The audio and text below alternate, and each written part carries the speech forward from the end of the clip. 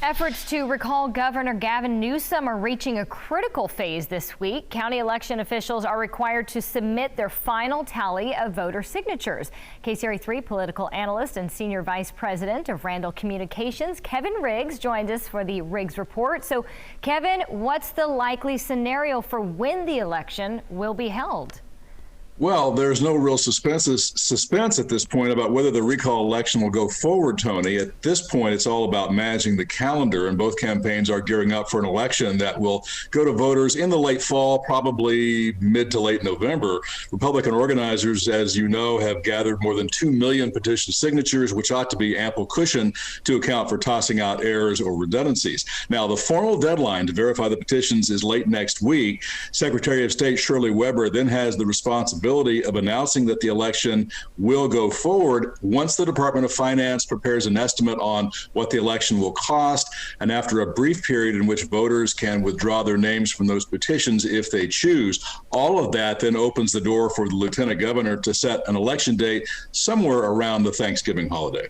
How seriously do you think the governor is taking this threat of a recall? Well, he has to. His campaign is raising money to build a war chest heading into the fall and is framing this as an effort by pro-Trump forces to gain the governorship, although Trump himself has not weighed in as of yet.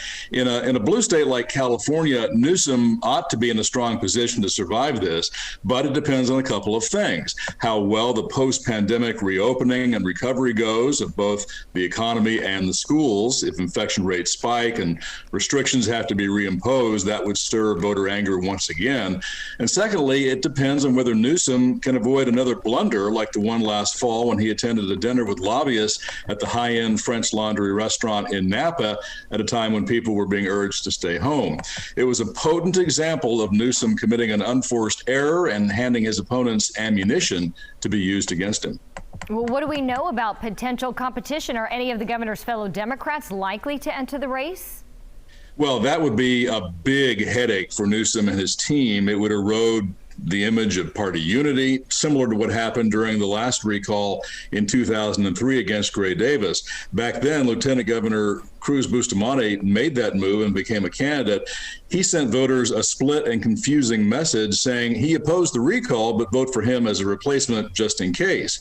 That kind of divided message is something that would hurt Newsom at a time when he's touting his support from state Democrats, labor unions, as well as national names like Bernie Sanders and Elizabeth Warren.